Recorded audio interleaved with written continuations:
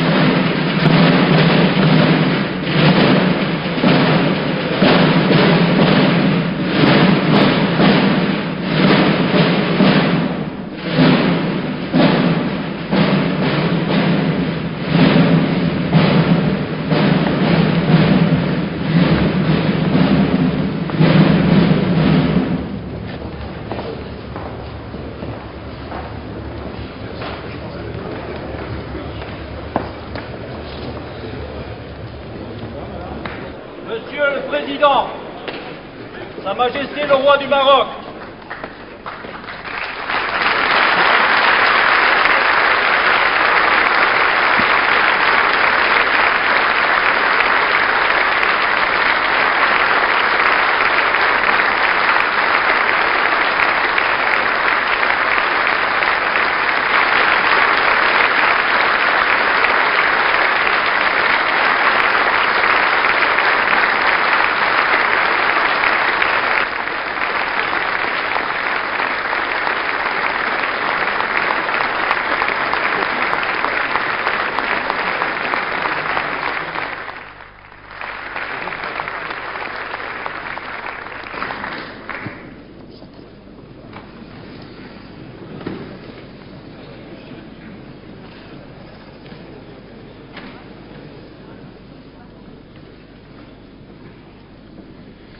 en recevant le roi du Maroc à l'occasion de sa visite d'État, notre Assemblée se réjouit d'accueillir le souverain d'un pays dont l'amitié pour la France ne s'est jamais démentie, malgré les inévitables vicissitudes d'un long destin commun, d'un pays aussi jeune et entreprenant qu'il est chargé d'histoire, d'un pays tout entier tendu vers la paix, le progrès et la modernité. Mais comment sire ne pas évoquer en ces instants la haute figure de votre père, restaurateur de l'indépendance du Maroc? Comment ne pas penser avec émotion à ce grand roi qui aimait la France, qui n'avait jamais douté de son relèvement et qui n'imaginait pas que nos deux pays puissent se passer l'un de l'autre? Comment ne pas nous souvenir de ce sultan qui, dès le 3 septembre 1939, avait invité les Marocains à combattre à nos côtés, qui, tout au long de la Deuxième Guerre mondiale, se refusa à tout contact avec les autorités ennemies, de ce compagnon de la libération dont il fut si naturel et légitime qu'il assista le 18 juin 1945 aux côtés du général de Gaulle, honneur insigne, au défilé célébrant la victoire. Et comment, dès lors, ne pas dire à nouveau 51 ans après, dans cet hémicycle et devant vous, notre respect, notre reconnaissance pour ces magnifiques soldats marocains qui s'illustrèrent dans les Flandres, à Cassino, sur le Garigliano, en France, sans jamais ménager leur peine ni reculer devant les sacrifices, pour nous aider à reconquérir notre liberté.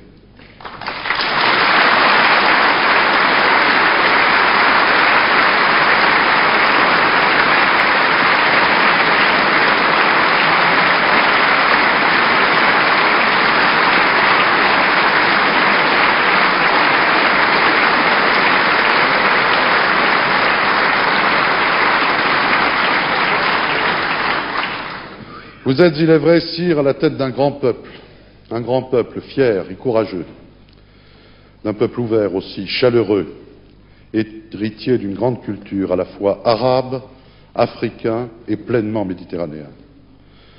Dans une comparaison imagée qui vous fut souvent empruntée, vous avez dit un jour que le Maroc ressemblait à un arbre dont les racines nourricières plongent profondément dans la terre d'Afrique et qui respire grâce à son feuillage bruissant au vent de l'Europe. On ne saurait oublier en effet que la province romaine de Mauritanie-Tingitane a été créée à peu près au même moment que les provinces romaines des Gaules, ou encore que deux brillantes dynasties, celle des Almoravides puis celle des Almohades, régnèrent de part et d'autre du détroit de Gibraltar, liant étroitement l'Europe du Sud et l'Afrique du Nord, rayonnant depuis Cordoue à qui nous devons une bonne part de l'humanisme moderne et de ce qu'on appellerait bientôt les Lumières. Voilà qui faisait déjà du Maroc un véritable trait d'union, vocation à laquelle il n'a jamais renoncé et qu'il entend plus que jamais assumer. Voilà aussi qui aura contribué à inspirer au Maroc cette conception d'un islam serein et tolérant, ouvert aux progrès techniques et scientifiques, comme en porte témoignage parmi tant d'autres réalisations la grande mosquée de Casablanca. Cette conception est aujourd'hui servie, sire, par l'influence considérable qui est la vôtre dans l'ensemble du monde islamique. Ce n'est pas par hasard que vous présidez l'organisation de la conférence islamique et le comité Al-Quds. Le sens de l'histoire et de la mémoire qui est votre marque, la volonté de modernité que vous savez allier au respect des traditions qui font l'âme d'un peuple, donnent à vos initiatives et à vos propos une autorité singulière. C'est dire que tout ce qui touche à votre démarche est important non seulement pour votre pays, mais aussi pour l'ensemble des riverains de la Méditerranée. Voilà d'ailleurs qui ne manque pas d'inspirer aux quelques 700 000 Marocains qui vivent en France une attitude souvent citée en exemple et fort bénéfique. Ces Marocains de France nous apportent le témoignage des progrès que ne cesse d'accomplir le Maroc dans le domaine économique, au prix d'efforts méritoires. Le développement est en effet l'une de vos priorités, en même temps que la construction d'un État de droit. Vous avez inspiré un courageux plan d'adaptation riche de promesses sur le plan économique, y compris pour nos relations bilatérales. Vous avez encouragé par ailleurs une politique allant dans le sens de la promotion des libertés publiques. Liberté de la presse, liberté d'association et de réunion, multipartisme peuvent ainsi être vérifiés par tous vos visiteurs. La Constitution adoptée par référendum en septembre 1992 renforce les pouvoirs de votre Parlement avec lequel nous nous félicitons d'être unis par les liens les plus étroits, tandis qu'un Conseil constitutionnel règle désormais les rapports entre pouvoirs publics. La création d'une deuxième chambre, à la faveur de la nouvelle consultation que vous avez annoncée lors de la récente fête du trône, devrait mettre un terme définitif aux discussions relatives au mode de recrutement de la Chambre des députés. La France, vous le savez, conformément aux attentes de sa propre opinion publique, continuera d'applaudir à de telles initiatives. Il n'est guère étonnant qu'adhérant à de mêmes prémices, nos deux pays parviennent à s'entendre sur les dossiers les plus délicats. Et c'est bien pourquoi le président de la République n'a pas hésité, lors de sa visite officielle au Maroc en juillet 1995, à parler d'une relation placée sous le signe de l'exception. Nous apprécions à sa juste valeur l'action menée par le Maroc en faveur de la stabilité de la région et le rôle de médiateur qu'il joue depuis plusieurs décennies. Action et rôle qui ont trouvé leur consécration dans les retentissants succès de la diplomatie marocaine de ces dernières années. conférence des accords du GATT à Marrakech, sommet économique de Casablanca, sommet de l'Organisation de la conférence islamique. Nos deux pays sont également conscients de la nécessité de promouvoir un rapprochement de l'ensemble des peuples qui bordent notre mer commune. Le Maroc, qui a participé activement à la conférence de Barcelone, entend occuper une place à sa mesure dans ce nouvel espace qui devrait aboutir à l'horizon de l'an 2010 à la création d'une zone de libre-échange euro-méditerranéenne. L'accord d'association conclu le 10 novembre dernier avec le soutien empressé de la France est particulièrement prometteur à cet égard. Oui, le Maroc et la France ont bien vocation à œuvrer ensemble à l'avènement de cette zone de paix, de stabilité, de prospérité et de coopération. L'action résolue du Maroc en faveur du processus de paix au Proche-Orient, votre implication personnelle si courageuse, sont d'ailleurs une contribution majeure à ce grand et noble objectif. La relance de la construction du Maghreb au sein de l'Union du Maghreb arabe sera, à n'en pas douter, une autre de ces contributions, car le succès du partenariat euro-maghrébin passe aussi par un essor des relations politiques et commerciales entre les trois principaux États du Maghreb, que tout doit inciter à la bonne entente. Sire, à l'orée du XXIe siècle, en mesurant, vous et nous, le rôle que jouent nos nations, la France dans l'Europe comme le Maroc au Maghreb, en Afrique et dans l'ensemble du monde arabe, nous désignons ici nos responsabilités particulières. Elles sont immenses si nous voulons qu'une véritable communauté se renforce et s'affirme de part et d'autre de la Méditerranée. Nous devons donc plus que jamais resserrer nos liens. Dans l'histoire de nos relations, de nos convergences et de nos actions communes, votre visite en France est ainsi promise à un grand retentissement. Nous nous réjouissons que vous ayez choisi que votre passage à l'Assemblée nationale en soit un temps fort, car ce que vous avez à dire sera entendu au-delà de cet hémicycle et des frontières même de nos deux pays. Aurais-je assez dit, sire, combien vous êtes ici le bienvenu. Vous avez la parole.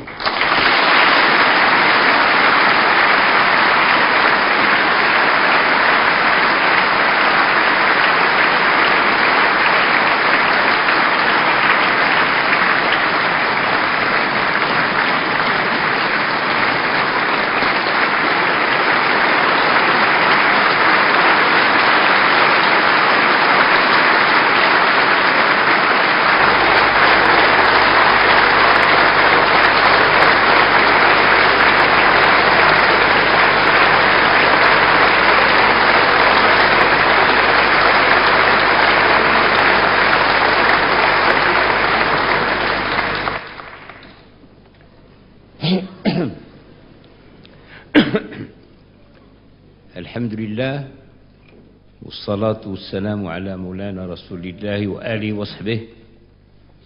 Monsieur le Président, Mesdames et Messieurs les députés, l'invitation que j'ai reçue du Président de l'Assemblée nationale appelle de ma part un remerciement chaleureux. Je l'ai comprise comme un signe de profonde amitié entre nos deux peuples. Je voudrais saisir cette occasion pour souligner les multiples qualités du président, M. Philippe Séguin, homme politique de talent et de conviction. Personnalité éprise de justice et d'équité. Le président Séguin est également un humaniste avéré à la sensibilité méditerranéenne, affirmée et active. Nous y sommes très attentifs, Monsieur le Président. Vous savez nous parler et nous toucher. Vous savez aussi nous écouter et nous comprendre. Cette proximité est un don que vous avez su mettre avec générosité et chaleur au service de nos deux pays. De part et d'autre de la Méditerranée, la France et le Maroc aspirent avec passion et œuvrent avec acharnement à ce que notre monde, si amèrement désolé par le fracas des armes et par la crise économique, trouve la paix, la justice et le progrès. Et je me sens en ce lieu en communion avec les représentants de la nation française Et je crois qu'avec l'aide de Dieu, ensemble, nous réussirons. Mon propos pourrait s'arrêter là, tant la communauté d'esprit qu'il implique et la confiance réciproque qui le justifie sont évidentes. Et si je le prolonge pendant quelques instants, c'est parce que l'enceinte où je suis accueilli m'incite de façon quasi irrésistible à une réflexion. Récemment, votre auguste Assemblée a voté une révision constitutionnelle réformant le système des sessions et élargissant le champ du référendum. Du côté marocain, voici quelques années, en 92, la Constitution a été enrichie par la réaffirmation de l'attachement aux droits de l'homme tels qu'ils sont universellement reconnus, par la création d'un Conseil constitutionnel et par le renforcement des moyens de contrôle parlementaire sur le gouvernement. En ce moment même, se prépare une nouvelle révision tendant à créer une seconde chambre et à donner ainsi une nouvelle dimension à l'institution parlementaire. Elle accentuera encore notre décentralisation, notamment au plan régional. Ainsi, de part et d'autre, les constitutions et leur fonctionnement évoluent, non certes par plaisir du changement, mais parce que le temps passe, que la société change et que vivre, c'est s'adapter. Ne nous y trompons pas cependant. Il ne s'agit pas de nous copier les uns les autres. En matière de constitution, il n'existe pas de procédé industriel permettant de livrer des usines institutionnelles clés en main. La simple imitation serait stérile. Si l'on veut s'abandonner à la métaphore, mieux vaut voir chaque constitution comme un vêtement. Un vêtement se dessine et se coud en fonction des formes et des mesures de celui qui devra les porter. Bien plus, celui que l'on habille ne gardera pas immuablement la même silhouette. Les âges de la vie, l'état de santé, la condition physique appellent des corrections qui vont de la simple retouche à un changement d'habit. Peut-être un ironiste suggérerait-il qu'un vêtement est aussi une affaire de mode et qu'il ne faudrait pas faire subir aux institutions des mutations de pure fantaisie. N'y a-t-il pas quelque chose de cela dans l'appel si souvent entendu à la modernité ?